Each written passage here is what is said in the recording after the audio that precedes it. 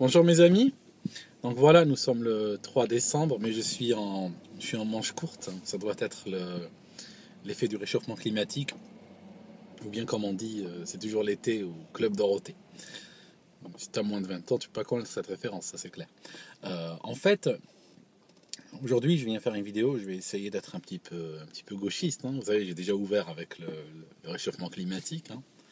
Donc, je tiens à dire à ceux qui regardent que j'y crois, hein, j'y crois. De toute façon, c'est une question de croyance, n'est-ce pas, hein. C'est comme la religion, donc il faut y croire, pas y croire. Bon, du moment que ça me coûte rien, moi j'y crois. Pourquoi? Parce que très important pour moi d'essayer de restaurer une certaine honorabilité sur Internet. Donc il va falloir que je dise du bien de réchauffement climatique, que je dise du bien, même peut-être du président français. Hein, ça dure celle-là, hein, mais j'y travaille. Donc comme ça, les censeurs et autres maîtres à penser vont peut-être avoir vont peut-être se montrer magnanimes envers moi et me laisser exercer mes opinions en ligne. Alors, aujourd'hui, comme je vous ai dit, puisque j'ai décidé de faire une vidéo un peu gauchisante, j'aimerais vous parler des sans-papiers. Alors ce qui se passe, c'est que j'ai vécu, il m'est arrivé de vivre sans papier. Enfin, je veux dire, ça arrive à tout le monde, hein. Ça m'est arrivé de vivre sans papier pendant quelques temps. Et puis, mais bon, je n'allais pas dormir dans les églises ou je faisais pas la grève de la faim sur des parvis de mairie et tout ça. Ah non, c'était dans la dignité, hein. J'étais un sans-papier 5 étoiles. D'ailleurs, en fait, quand tu es un sans-papier comme ça, tu croises énormément de gens. J'ai croisé des gens, tu serais surpris, en fait. Je vais te dire un truc. Je vais peut-être pas dire ça tout haut comme ça, mais tu sais, des fois, tu peux croiser des gens. Le gars est un cadre, cravate, tout ça. Il peut se retrouver dans un environnement où tu t'attends pas. Et le gars est un sans-papier, par exemple. Le gars est complètement sans-papier. Parce que tellement on nous a servi cette image du sans-papier, hein, que vous savez, qu'on a une idée on a un petit peu des fois une idée très réductrice. En tout cas, ce que j'aimerais te dire j'aimerais te dire un truc. Quand tu es sans-papier, il faut savoir que cette qualité de sans-papier est quelque chose d'assez... C'est une faiblesse. C'est une faiblesse, c'est clair. Cette vidéo intéresse tout le monde, hein, même si vous êtes avec papier maintenant. Vous savez, je vais vous dire un truc. Le monde est tel aujourd'hui, vous ne savez pas à quelle sauce vous seriez ou nous serions tous mangés demain. Les gens, il y a plein de gens qui étaient il y a 5 ans, il y a 2 ans, il y a 6 mois, qui étaient dans un pays tranquille, qui étaient des commerçants, des pères de famille, des braves gens qui font leur travail, peuvent se retrouver soudainement jetés sur les voies de l'exil. Hein, il suffit que la situation se mélange et puis on se retrouve, nous par exemple, comme nous sommes, on peut se retrouver un jour au Chili à braver les interdictions, à vivre caché et tout ça. C'est quelque chose qui peut arriver à tout le monde. Donc c'est pour ça que j'en parle. Alors, je disais que quand tu es sans papier, tu fais face à deux types de personnes. Alors, il y a les gens comme moi. Par exemple, moi je suis le salaud, tu comprends, c'est clair, hein. Moi je suis le salaud parce que moi je suis le genre qui dit t'as pas vocation à rester ici, rentre chez toi, des trucs comme ça, tu vois. J'ai presque envie de me donner une raclée ici devant vous, comme ça, pour montrer que je suis en train de faire acte de pénitence, que je suis en train de tenir un discours qui n'est pas dans le dérapage, parce que tu comprends, il y a le chemin et il y a le dérapage. Quand on sort du chemin, on dérape. Moi, j'ai pas envie de déraper, j'ai envie de marcher dans le chemin, aligner les pas les uns après les autres. Je vais quand même vous dire une saloperie, hein. Je vais dire une saloperie maintenant, je vais vous le dire. Franchement, malgré tout, hein, je sais pas si elle est dans le chemin ou dans le dérapage, je vais te dire un truc. Des gens comme moi qui te disent clairement peut-être la vérité, face à face, qui te disent écoute mec, rentre chez toi et tout ça, t'as rien à faire ici et tout. Je suis peut-être le salaud. Mais je vais te dire de qui t'as à craindre.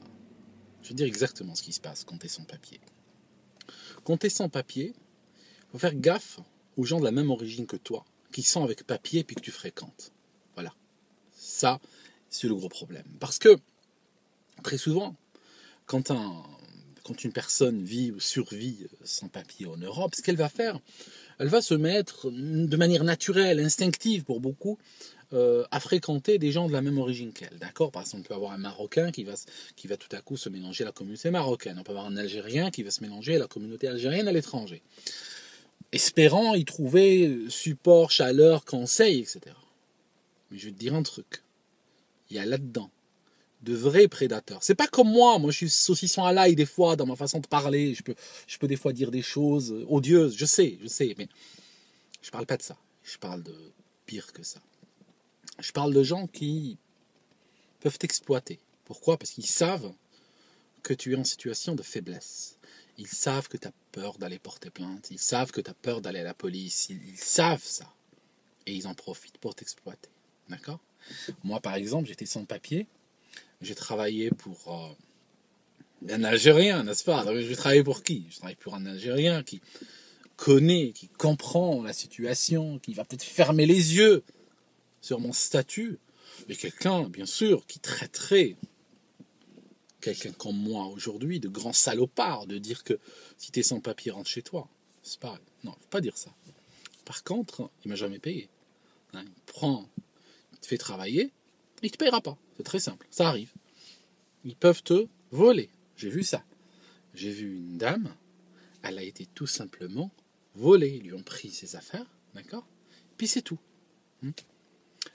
C'était dans un contexte, je t'explique, c'est dans le contexte d'une personne qui était sans papier, et puis algérienne. Et elle avait contacté, s'était approché d'un magasin de la région de Barbès, pour qu'ils lui vendent un certain nombre de produits qu'elle avait. Ce n'étaient pas des produits tombés du camion, c'est des produits qu'elle avait achetés elle-même. Et en fait, ce qui se passe, c'est que la personne dit, bien sûr, je te les revends, je les mets sur le marché, il n'y a pas de problème. Et vous savez ce qui s'est passé? Il lui a dit, quelques jours plus tard, il lui a dit, écoute, je suis désolé, il y a la police qui ont débarqué, et puis ils ont demandé de voir les factures de tous mes produits, et puis comme les tiens n'avaient pas de facture, ils me les ont saisis. Hein, puis voilà, et puis ils sont partis. Et bien sûr, c'est des flics qui ont débarqué dans Barbès, je veux dire, quand tu débarques dans Barbès et que tu commences à demander les factures, c'est pas l'équivalent de 15 kilos d'habits que tu vas saisir. Il y a plein d'autres choses. Et puis en plus, même une saisie, ça laisse des traces, ça laisse des papiers et tout ça. Et ce qui se passe, c'est qu'il n'y avait aucun papier, il n'y avait rien. Et la personne a eu le courage donc d'aller avec une connaissance à elle, une Française qui l'a accompagnée chez la police. On joue en carte sur table en disant voilà, je suis sans papier, voilà ce qui s'est passé. Et puis la police nous dit qu'ils n'ont jamais rien saisi, ils n'ont pas saisi ses affaires. Donc la personne les a tout simplement volées en exploitant cette femme en situation de détresse. J'ai vu des personnes qui ont été mises au chantage. Tu leur dis que tu es sans papier, ils te mettent au chantage. Ils veulent de l'argent, ils veulent des services. Alors il ne va pas te dire de manière directe, écoute, tu me donnes de l'argent, je te dénonce. Non, il va te dire prête-moi 100 euros, prête-moi 200 euros, etc. Puis après, tu vas rentrer tout progressivement dans le système et tu vas te retrouver à les payer pour le silence. Et le jour, moi je connais des gens, physiquement, je connais des gens vraiment, je vous parle pas d'histoires qu'on m'a racontées, je vous parle des 20 dernières années de mon immigration, en quelque sorte, et des gens que j'ai croisés qui m'ont raconté leur propre déboire. Je veux dire, ils te feront payer. Et qu'est-ce qui se passe? Le jour où tu refuses de payer, ou le jour où tu te rebiffes, en quelque sorte, qu'est-ce qu'ils vont faire? Ils vont te dénoncer.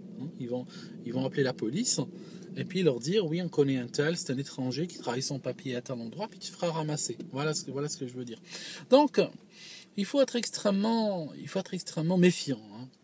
Je connais des gens, des sans-papiers, ils voulaient rentrer chez eux. Ça, c'était à Paris aussi. C'est un sans-papier même qui m'a raconté. C'était des gens qui vivaient, des Algériens qui étaient arrivés en France. Ils vivotaient depuis des mois sans papier. Et ce qui se passe, c'est qu'ils rencontrent un Algérien très sympa qui leur dit, un homme d'affaires, qui leur dit, écoutez, vous êtes restés là trop longtemps, j'imagine que vous avez envie de rentrer chez vous, etc. Et puis les gens... Ces deux jeunes, finalement, avaient envie de rentrer chez eux. Mais comme ils n'avaient plus de billets d'avion, ils n'avaient plus rien, ils avaient peur de s'approcher des autorités et tout, il leur a dit, vous inquiétez pas, moi je vous aide. Donc, il les a invités à manger, il leur a acheté un billet d'avion chacun, et puis ce qui se passe, il leur a dit, ouais, mais vous n'allez pas rentrer les mains vides, il va falloir acheter quand même des cadeaux pour vos familles. Vous n'allez pas, après des mois, rentrer comme ça, quoi. Ça se fait. Donc, ils les emmènent faire un petit peu de shopping. Ils dépensent, je sais pas, on va dire une centaine d'euros pour chacun. Et puis après, ils prennent les valises, ils rentrent en Algérie. Quand ils rentrent en Algérie, il y a un type qui vient les chercher à l'aéroport, à la sortie. Il fouille dans leur valise, il prend un paquet dans chacun et il part. Dans chacune, il part. Voilà, ils ont été utilisés à leur insu pour faire passer des choses. On ne sait pas ce que c'est, d'accord? Mais ce que je cherche à te dire, il faut faire très gaffe. Quand tu partages un secret, et ça c'est en général pour tous les secrets qui peuvent représenter une faiblesse par rapport à toi, il faut les partager non pas en termes de personnes auxquelles tu fais confiance. Tu dis pas je fais confiance à cette personne dont je lui raconte, parce que tu sais bien que chaque arnaque ou chaque abus de confiance a comme condition sine qua non que tu fasses confiance à la personne. Et puis, si tu commences, comme disait l'autre, que tu commences à faire confiance à la confiance, tu deviens confiant. Donc, tu commences à raconter des choses aux gens que tu trouves sympas ou aux gens qui te paraissent être dignes de confiance. Et finalement, ton information va leaker, en fait. Elle va sortir, les gens vont les dire les uns aux autres sous le sceau du secret, les gens vont le dire par indiscrétion, les gens vont le dire par inadvertance, tu ne sais jamais. Et puis finalement, l'information va te dépasser jusqu'au moment où elle arrive chez le prédateur qui va venir te bouffer ou te faire pression avec cette information-là.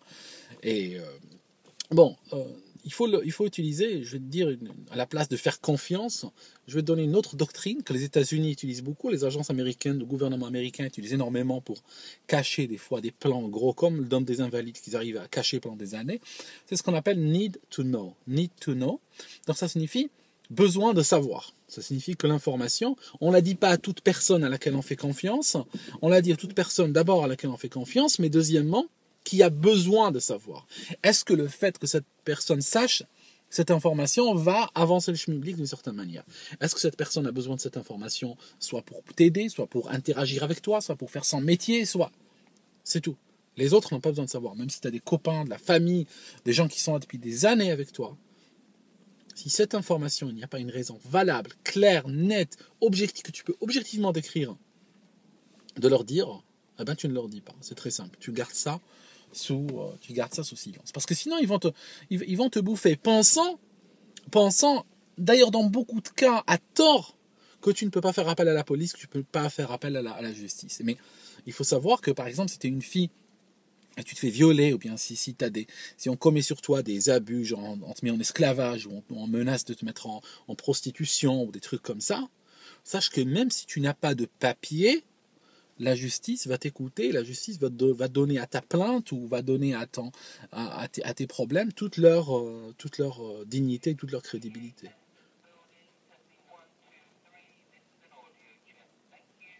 Donc, je disais qu'il est très important de ne pas penser que chaque flic, que chaque juge, que chaque avocat est un auxiliaire de la police des étrangers et c'est quelqu'un qui va vouloir absolument regarder à quel titre tu es dans le pays et tout ça. Donc vraiment, si aujourd'hui tu es sans papier et que des gens te soumettent au chantage, que des gens te soumettent à l'esclavage, que des gens te prennent ton argent, que des gens te violent ou autre, il ne faut pas hésiter, d'accord ? Il ne faut pas hésiter à contacter les autorités et en général ça se passe très bien. En général tu peux obtenir une défense malgré cela. Et si si ça t'arrive dans le futur d'être sans papier, s'il te plaît ne raconte pas ça dans ta communauté parce que il y a plein de prédateurs qui viendront utiliser cette information contre toi et qui te tiendront par une laisse. Voilà. Donc je vous laisse mes amis. Et puis bon, comme je vous ai dit, j'ai plus de compte Facebook pour le moment. J'ai une page Facebook, vous la trouvez dans le descriptif de cette vidéo. J'ai aussi mis un numéro de téléphone en ligne. Il y a des gens qui m'appellent. Bonjour, c'est juste pour un like ou un truc comme ça. Donc c'est sympa. Et voilà, j'ai aussi une page vk.com qui est aussi dans le descriptif. Et puis voilà, je continue à faire des vidéos. À bientôt les amis et puis on se voit la prochaine fois.